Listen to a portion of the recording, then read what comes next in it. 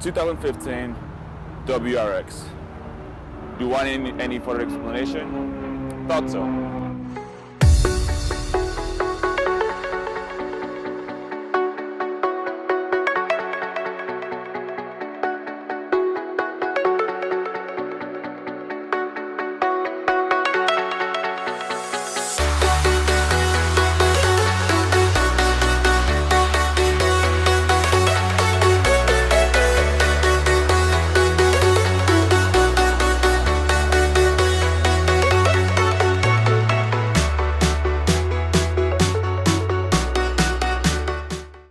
Welcome back, guys, and today I have a 2016 Subaru WRX sedan with a 6-speed manual transmission. So for 2016, not much has changed though for the Subaru, but everything has been consistently better, from the interior to the power. And then, you know, since they don't make the hatchbacks anymore, they just come in two different trims. It's the WRX or the STI, that's the much more track version or trackier version of this car. I'd like to make a big shout out to Eckert Hyundai for providing me this vehicle to review. Eckert Hyundai pre-owned, as a matter of fact. Right now this car is still currently on sale. I'm gonna leave a link down in my description so you guys can have a look at this car online. So let's move on. The interior of this car has aged well. So right now this one I'm driving has 34,000 miles on it. So it's been a one-owner car. It looks like it's been taken care of. The steering wheel is nicely aged a little bit, but it still feels like, you know, nice. There's no like torn like little, you know, parts are there and whatnot.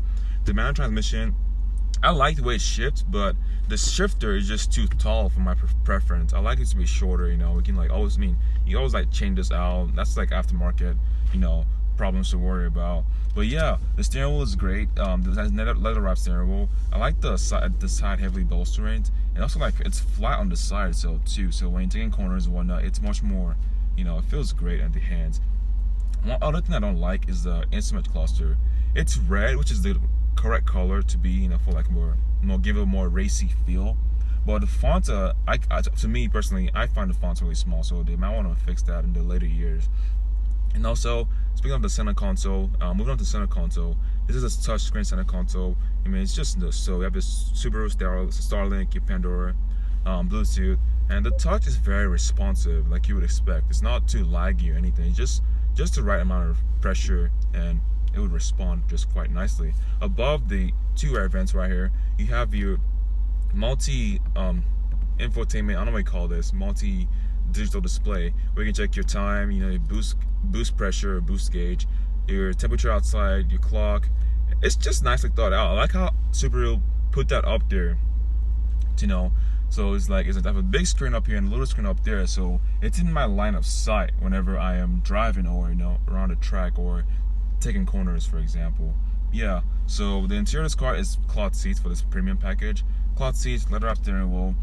I mean, there's some hard plastic here and there, but for what you get for your money, this car is a bang for your buck. I mean, you get the practicality of a four-door sedan. You can fit luggage in here. It's a daily driver. So from the bang for your buck for this car, it's pretty much worth it. I give it 2 thumbs up for that. This one has the 2-liter boxer engine, which makes about 268 horsepower and 259 pound-feet of torque. So it's decent enough power for 2 liters. I mean, don't get me wrong, with premium gas in this car, you feel that boost build up. You can almost anticipate when that boost to come in, you know, so you can prepare for that, which is quite nice. So it's much more predictable, you know. That's a better word to use for that. The shifter is nice. The paddles are aluminum paddles or metal. It's just nice. It works with that contrast with the silver and black interior with the red. Like, it's balanced, a very, very balanced ratio of, you know, color contrast, and it gives me, you know, adds to that more racy feel again. The steering wheel is nice. The horn kind of sounds too Japanese. You know, it should make it sound more American. I don't know if there's the difference in the horn of Japanese horn and American horn. It just sounds kind of cheesy, you know, like an accent, you know. Anyways, so yeah, this car is comfortable. There's plenty of headroom. Trunk space is available as well. The design in this car and the lines, it's almost boxy, but the shape, it just works very well. The proportions are great from the front to the back, you know, to the sides. The fender flares are good. They're not too overwhelming. Fender flares are good. Yeah, they have an intake, a hood scoop on front, because the air can flow through the top and then go into that box range, because the intercooler just sits right on top. And that's the perfect place to put it, you know. I mean, water can get in just fine and driving through the rain. And that's the perfect placement. Like Subaru, I've done, you know, quite a bit of thinking for making this car as fuel efficient as possible and fast as possible for this price you're paying for it. So you can't complain there.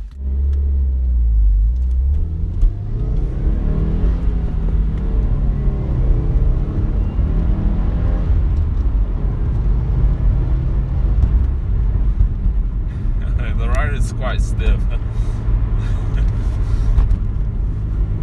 Yeah. Just driving this thing, it's pretty smooth. The steering response, it's great. Miles per gallon, 20 city, 27 on the highway, which is okay for a car in this category on premium gas. So, I mean, just the way this thing sounds alone, it's pretty satisfying. You have your quad exhaust tips, man. It's just for looks, you know, honestly. Man, it makes a lot more sense in the STI version of this car, having that quad exhaust tips. The iconic Subaru burble is very much present in this car. If you don't know what that means, basically what that means is the headers are not the same length. So when the exhaust gases come out, it makes that like burble. Hence the iconic burble of the Subaru, and it's very much present in this car. You know, I like how Subaru like listens to the customers, and then they're like, okay, people like this, and just put it in this car as well. Hopefully, it just continues into the future years. Oh man, the throttle response is good as well. Again, that boost comes on. It depends on what gear you're in, but right then, that pull I just did, it was. You know, I knew that boost was coming. You can feel it. You can anticipate that power. So in case you know, maybe pointing in the wrong direction or something, and you can know how fast you're gonna go, which is quite decent. For 268 horsepower and about 256 pound-feet of torque, it's great. And this car, if that's not enough for you, you can always tune this car. This car is a tuner. Like, I haven't seen any Subaru that hasn't been tuned. Like a stage 1, stage 2, you know, exhaust, intake, all of that. And then you get more power from that 2 liters, and then you push in like what, 600 horsepower to the wheels. Oh, the clutch. Oh man.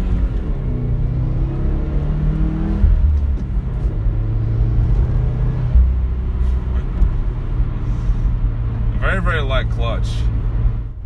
This one is sitting on 18-inch wheels, which Dunlop Sport Max tires, which is quite decent. You know, they provide enough grip for this car. I mean, you're not dealing with like 400 horsepower, you know, but this one just gives the appropriate amount of grip for the power which this car makes, so which is quite nice.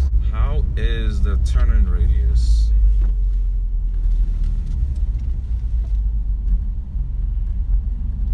Pretty good.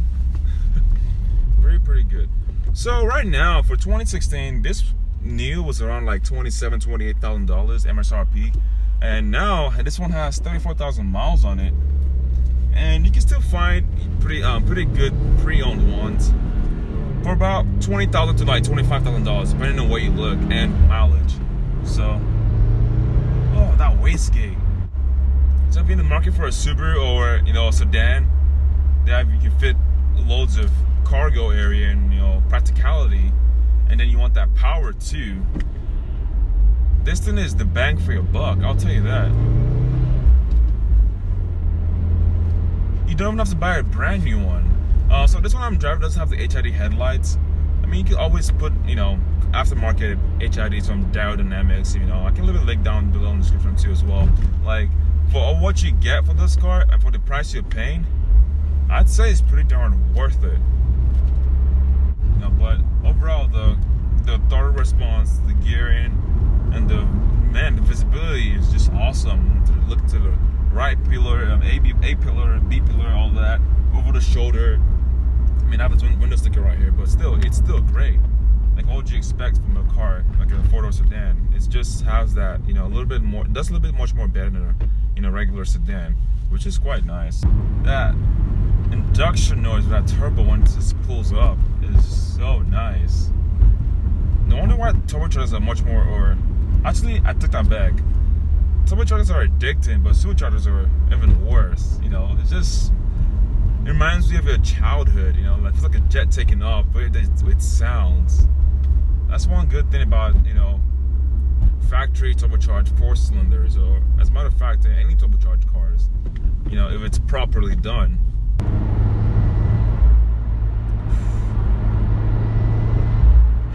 When you let go of the gas, the wastegate is just like, good car.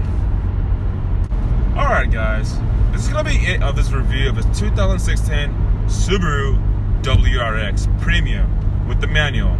I hope you guys had fun as much as I did. If you're new to this channel, don't forget to subscribe.